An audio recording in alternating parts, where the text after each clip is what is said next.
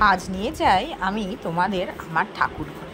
অনেকদিন কোনো video post করিনি, তো আজ ভাবলাম গুরু পূর্ণিমায় আমি একটু পুজো করেছি, তোমাদের সবাইকে আমার সাথে নিয়ে যাই। এই হচ্ছে আমার দুই গোপুসোনার ছোট্ট খাট।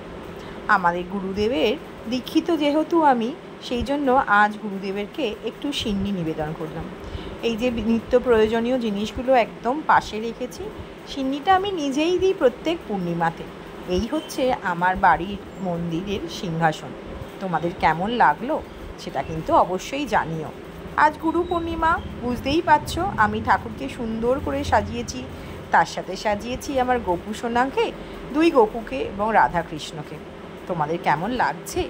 যতটুকু আয়োজন করতে পেরেছি অল্প সময়ের মধ্যে ততটুকুই করলাম।